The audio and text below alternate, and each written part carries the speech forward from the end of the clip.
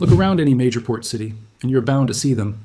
Mountains of giant steel boxes, stacked stories high like massive, colorful Lego bricks, stretching as far as the eye can see. These things are built like absolute tanks. They are engineered from industrial-grade steel, designed to survive the most brutal ocean storms imaginable, and built to last for well over a decade of continuous use. Right now, as we speak, there are literally millions of these perfectly good containers, just sitting around in ports and depots all over the globe, doing absolutely nothing but collecting dust. So, if you look at that picture, common sense would tell you that the world has more than enough shipping containers already. We are practically drowning in them. Yet, if you look at the data, the global shipping industry is doing something that sounds completely out of its mind. Every single year, factories spin up their assembly lines and churn out an additional 2.5 to 3 million brand new containers. Think about that for a second. We have millions of perfectly functional steel boxes sitting idle, taking up space, yet we keep building millions more year after year. It sounds like absolute madness, a total breakdown of basic economic logic. But when you pull back the curtain and look at the hidden math of global logistics, this bizarre paradox actually makes perfect, undeniable sense. It turns out that in the high-stakes, hyper-optimized world of global trade, buying a brand new container straight from a factory is frequently way cheaper than simply moving an empty, used one back to where it is desperately needed. It sounds like a complete glitch in the system, but the numbers do not lie, and the full picture reveals a fascinating story about how our modern world actually works. To really understand how we trapped ourselves in this logistical mess, we have to start with one fundamental, unavoidable truth about our modern global economy. Global trade is completely, totally one-sided. We like to imagine global commerce as a beautiful, balanced, circular highway, where goods flow back and forth evenly between nations. But that is a complete myth. The reality is a massive, overwhelming one-way street, and almost all of it originates in China. China is the undisputed factory of the world, manufacturing and shipping out an unbelievable volume of physical goods to every single corner of the planet, far more than it ever brings back in. Just look at the sheer scale of the numbers to see how lopsided this game really is. In 2023 alone, China's trade surplus cleared a staggering $823 billion. On the complete opposite side of this equation, places like the United States and Europe are massive, heavy consumers. We love buying electronics, clothes, furniture, and tools, but we simply do not manufacture or export nearly as much physical stuff back across the ocean. So let's look at what actually happens on the ground every single day. A massive cargo ship leaves a port like Shanghai or Shenzhen, packed to the absolute brim with thousands of full, heavy containers. It crosses the Pacific, arrives at a massive western hub like the Port of Los Angeles or Rotterdam, and unloads all that merchandise. The goods go to the stores, the consumers buy them, and the containers are emptied out at warehouses. But once those boxes are empty, the shipping companies run face first into a massive brick wall of a problem. There's almost nothing to put back inside them. Because the US and Europe import so much and export so little, there are simply not enough goods waiting to fill those millions of empty boxes for a return trip to Asia. To put this into context, only about 40% of the shipping containers that arrive in the United States actually leave the country completely full. The other 60%? They leave completely empty, or worse, they do not leave at all. Because ocean carriers absolutely hate moving dead weight that does not pay the bills, a huge chunk of those empty boxes just get abandoned at the ports, piling up day after day, week after week. At one point, the United States alone was sitting on a mountain of over 3 million empty containers just lingering around in storage yards, taking up prime real estate and doing absolutely nothing. This leaves global shipping lines permanently stuck between a rock and a hard place. They have exactly two choices on the table. They can either shell out a small fortune in cash to haul those empty, heavy steel boxes all the way back across the globe to Asia, or they can just leave them exactly where they are and buy brand new ones directly from the factories in China. And as wild and counterintuitive as it sounds, choosing to leave the old ones behind and buy a fresh fleet is frequently the winning strategy for their bottom line. Why is moving an empty box so incredibly painful for a shipping company's wallet? Because a shipping container does not just magically teleport back to Asia the moment a customer finishes unloading it.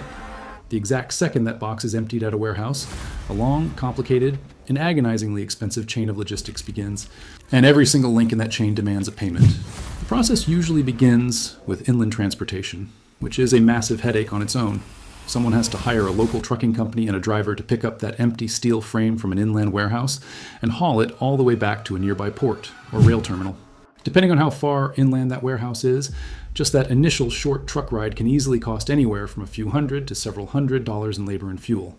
Then, once the container finally rolls through the gates of the port, the meter keeps running. You immediately get hit with terminal handling charges. The port authorities do not let things sit around for free.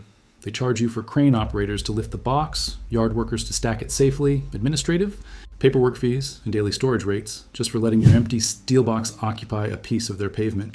In many major global ports, these handling charges quickly add another $100 to $300 to the bill. But all of that is just the warm-up act for the real financial punch, which comes next. Ocean freight. Hooking that empty container onto a massive cargo ship to transport it thousands of miles across the Pacific or Indian Ocean is where the costs truly skyrocket. Under normal conditions, booking space on a ship for an empty box can cost anywhere between $1,000 and $3,000. And if the global shipping lanes are experiencing any kind of congestion or peak season rush, those ocean freight prices fly through the roof.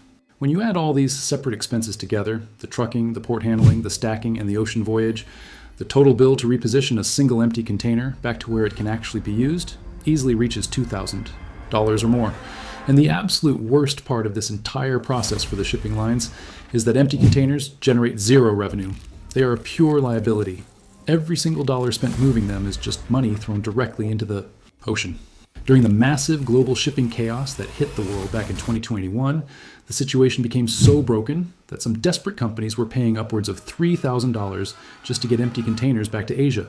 To make matters even more chaotic, many ports were so completely overwhelmed and starved for space that they flat out refused to accept empty containers at all, locking them out entirely. When the costs get that high for a box that is bringing in zero profit, it is no wonder that shipping companies hesitate, look at the math, and start searching for a completely different way out of the trap.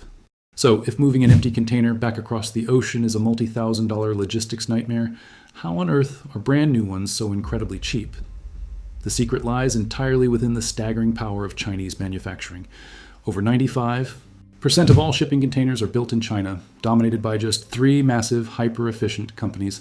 These factories have completely mastered low-cost production through sheer scale and vertical integration. It all starts with raw materials. China is the world's largest producer of steel, meaning these container factories sit right next to the source, getting direct access to materials at highly competitive prices. Inside the facilities, they run massive, hyper-automated assembly lines with robotic welding and standardized components that pump out thousands of identical steel boxes every single day. Because global demand is so massive, these companies benefit from incredible economies of scale, spreading heavy equipment costs over millions of units.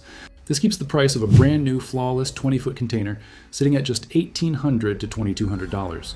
A larger 40-foot container runs between $3,000 and $3,800. Now, look at the math. Again, if it costs $2,500 just to haul a dented used container from Los Angeles back to Shanghai, but you can buy a brand new one right there in China for $2,000, the financial decision completely makes itself.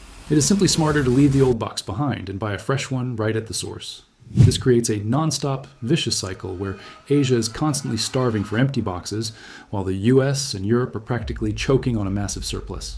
Yet, even with this bizarre system, these steel boxes live incredibly long and rugged lives. Most containers spend a solid 10 to 15 years braving the open ocean, surviving violent storms and corrosive saltwater. A single box might make 50 or more round trips around the Earth before it is finally retired. When they do leave the shipping lanes, they enter 3 massive secondary markets. The first is basic storage, where small businesses and construction sites buy them for cheap, secure space. The second is upcycling, which has totally exploded lately. Creative architects are turning these steel shells into modular offices, trendy retail shops, and even housing units. The third option is pure recycling. Every standard container holds about 2.5 tons of valuable steel. However, melting down that much industrial metal requires specialized facilities that many regions simply don't have, which is why, in some places, old boxes just wind up sitting in empty yards forever.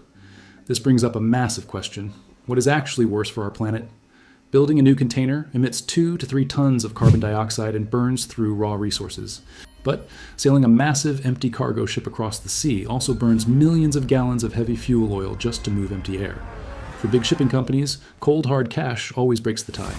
New containers need zero maintenance, whereas older boxes easily rack up hundreds of dollars in repair costs per trip just to keep them watertight and prevent expensive insurance claims for damaged cargo.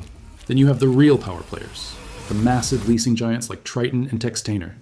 They actually own more than half of the world's containers, constantly buying new units to keep rental fleets fresh for shipping lines during peak seasons.